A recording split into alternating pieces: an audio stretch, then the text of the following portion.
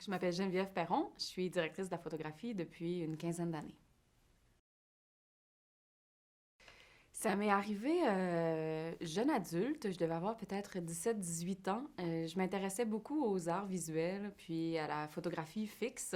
Je savais pas exactement ce que j'allais faire comme métier, mais pour moi, ça tournait autour de ça. Et puis, au cégep, en fait, je me suis pris un cours d'option en cinéma, en sachant pas trop où j'allais aller avec ça. J'étais pas particulièrement cinéphile à l'époque. Et puis, je suis tombée en amour, vraiment, avec ce cours-là. Avec le cours de cinéma, j'ai découvert tout un univers que je ne connaissais pas du tout, et particulièrement avec le métier de directeur de la photographie. Je savais même pas que ça existait. Et dans ce cours-là, j'ai réalisé en fait que ça alliait ce que j'aimais des arts visuels, de la photographie fixe, le travail sur l'image, le travail créatif, mais en même temps, on raconte des histoires, on travaille en équipe, ce qui me plaisait beaucoup.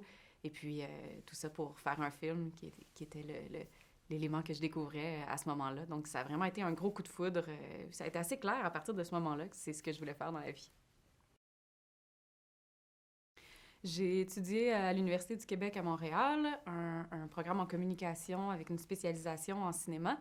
Et puis, ensuite de ça, j'ai travaillé un petit peu comme assistante à la caméra.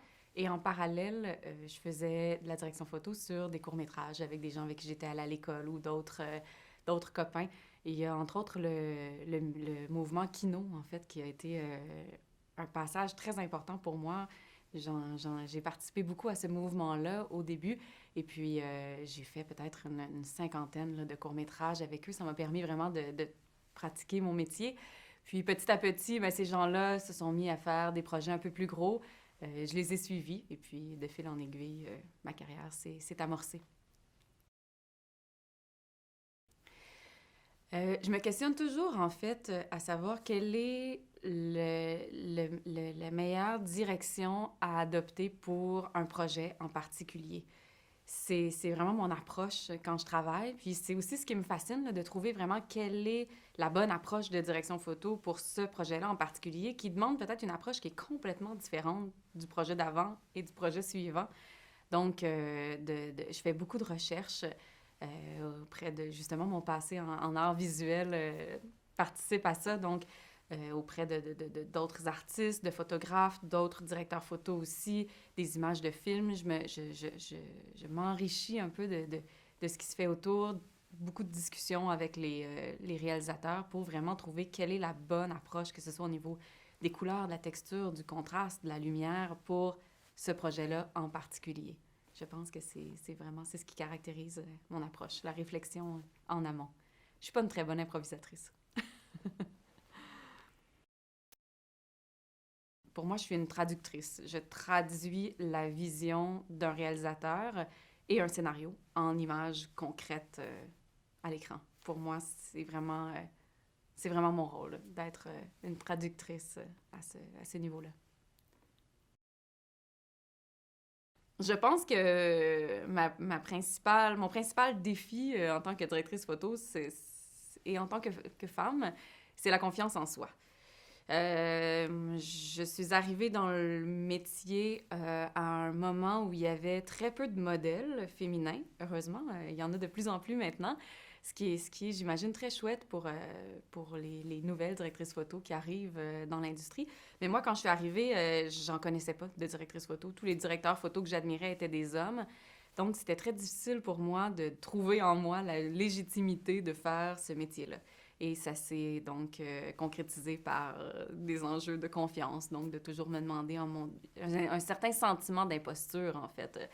Est-ce que vraiment je suis capable de faire ce métier-là? Est-ce que je suis capable de faire ce projet-là? Et puis, un jour, j'ai suivi un masterclass avec Vilmos Zsigmond, et une des premières choses qu'il nous a dit, en fait, c'est qu'avant chaque projet, il se sentait comme étant un imposteur, alors qu'on s'entend que c'est quelqu'un qui a grandement de métier. Il nous disait qu'à chaque début de projet, il se demandait si il était la bonne personne pour le faire, puis si la production avait bien fait de le choisir, et puis s'il allait y arriver. Donc, ça m'a tempéré dans mes enjeux de confiance en moi, puis je me suis dit que finalement, peut-être que c'était pas un trait particulièrement lié à ma condition de femme, mais je pense que le fait qu'il y ait très peu de modèles féminins a créé une certaine insécurité au départ, assurément. Je pense que le premier défi, c'est la longueur des journées, en fait. Puis, on s'en parle beaucoup entre nous. J'ai participé à beaucoup de projets de recherche aussi qui tendaient à savoir pourquoi on est encore en grande minorité, les femmes. Et l'élément qui semble revenir le plus souvent, c'est la longueur des journées. À partir du moment où on a envie de se consacrer pleinement à la fois à notre carrière, à notre art, mais aussi à notre famille, ça devient difficile à concilier. Et malheureusement, encore aujourd'hui, je pense que c'est les femmes qui font le plus de sacrifices à ce niveau-là et qui ont tendance à peut-être abandonner ou à se dire que c'est moins pour elles. Le fait d'être à l'extérieur pendant 14, 15, 16 heures par jour, ça devient difficile sur la vie de famille. Je pense que c'est un enjeu de fond. Tout le monde, au départ, me disait «Oh, une femme directrice photo, ça va pas être facile, hein?»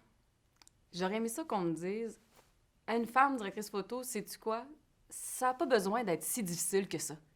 T'es pas obligé d'accepter tout ça, t'es pas obligé constamment de te taire finalement et d'accepter les difficultés, d'accepter parfois les paroles misogynes, les circonstances sexistes.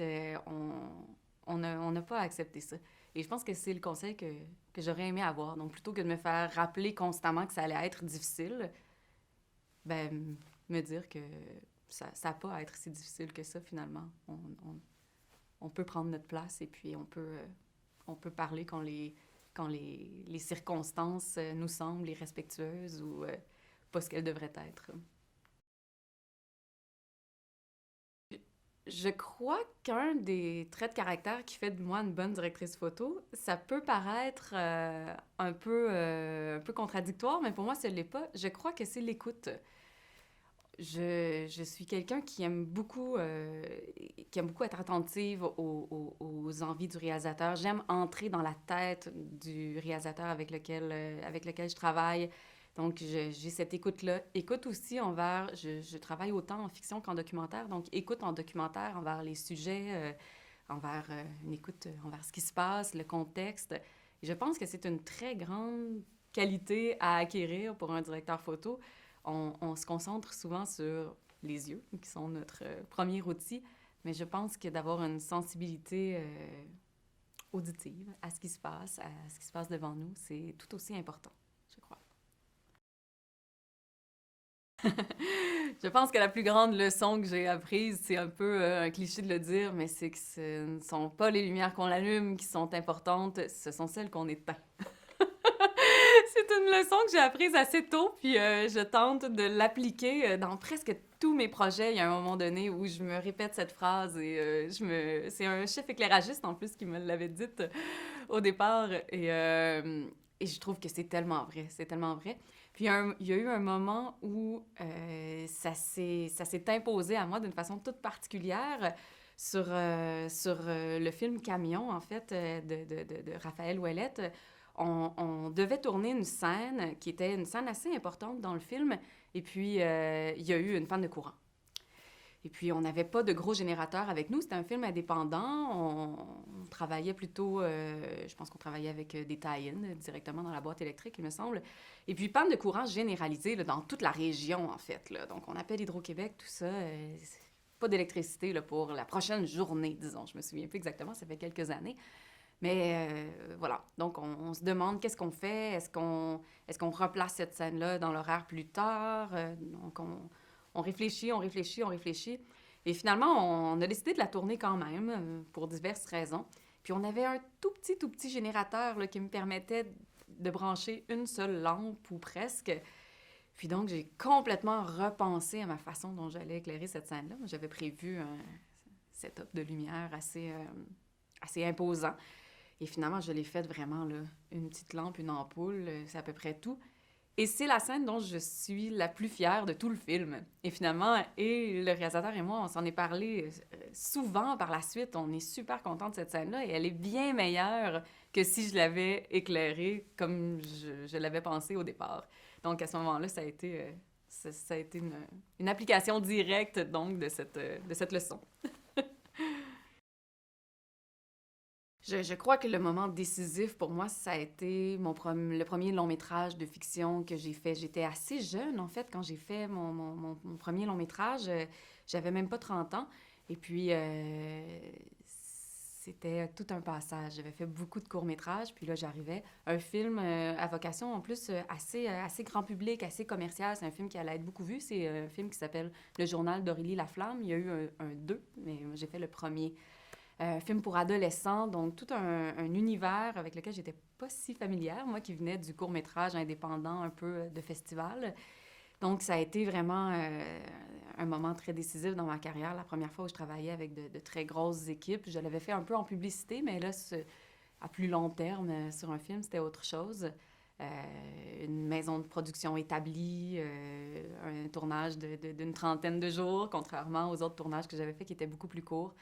Donc, ça a été un moment dans ma carrière où j'ai appris énormément et ça a été assurément un moment décisif. Je pense que le premier long métrage de fiction, il nous change à tout jamais, je pense, comme créateur. Non?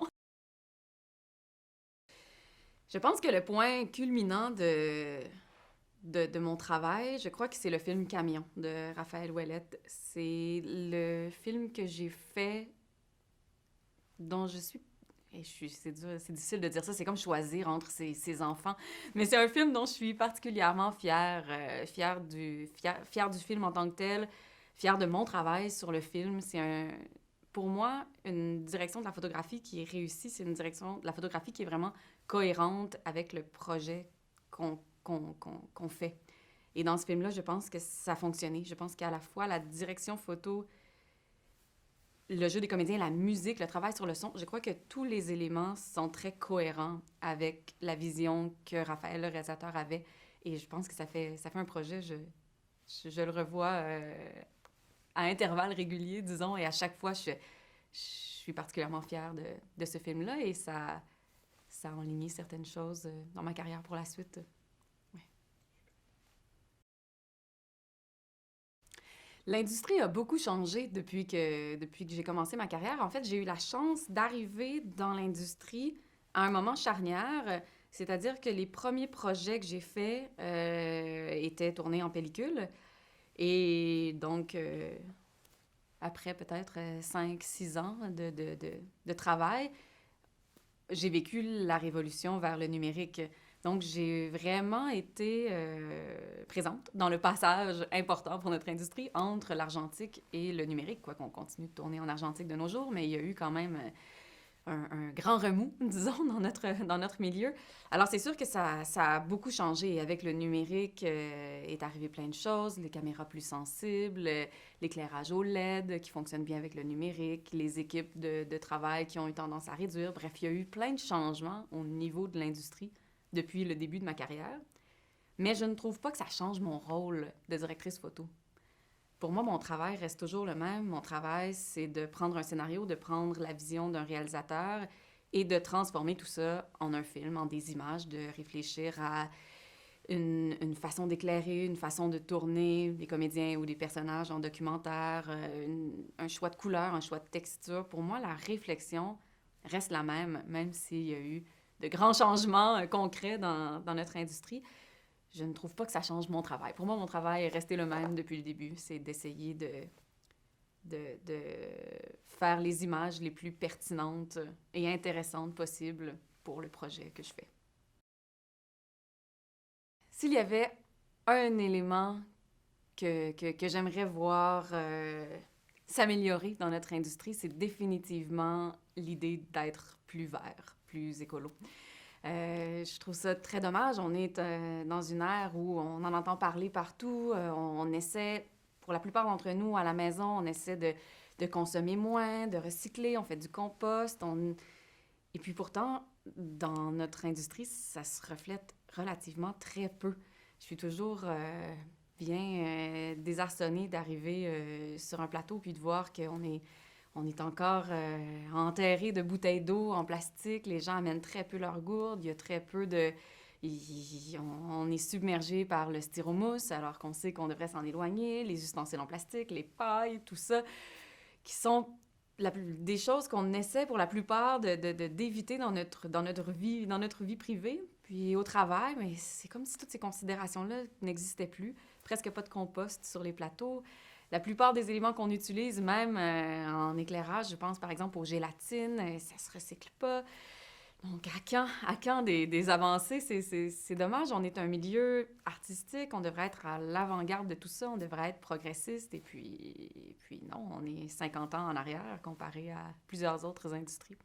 Donc, j'aimerais vraiment qu'on prenne le virage à notre tour et qu'on s'engage vers une voie plus verte, vraiment. J'aime, j'aime travailler avec des réalisateurs qui sont inspirés, qui ont à cœur leur projet. J'aime travailler avec des gens de cœur. J'aime m'immerger complètement dans un film auquel je crois, que ça devient un film qui devient un peu notre enfant, au réalisateur, à moi, à d'autres gens, bien sûr, qui travaillent sur la production. Donc vraiment des projets où on s'engage de cœur et le travail, vraiment la collaboration, la proximité avec un réalisateur. Moi, c'est vraiment ce qui me nourrit. J'aime entrer dans la tête d'un réalisateur, j'aime explorer, j'aime essayer de pousser plus loin ce qu'on pourrait faire avec un film. Donc, c'est des projets comme ça, en fait, qui m'allument puis que je souhaite continuer de faire. Donc, des projets qui sont rigoureux, qui sont sentis, des projets qu'on aime, finalement, qu'on veut profondément mettre à l'écran. Ouais. Je pense que si on peut rêver, là, puis vraiment penser à quelqu'un avec qui j'aimerais vraiment travailler, en fait, ce serait deux personnes, parce qu'ils sont frères. Ce serait les frères Cohen. C'est vraiment des cinéastes que j'admire depuis toujours. C'est... Fargo, c'est un des films qui a fait en sorte que j'ai voulu faire du cinéma dans la vie. Et je trouve que leur façon de raconter une histoire cinématographiquement, entre autres, avec l'image, est toujours tellement juste par rapport au film qui est fait. C'est des gens que j'admire incontestablement. Donc, ouais, si je pouvais lancer un rêve dans l'univers, là, j'aimerais travailler avec les frères Cohen.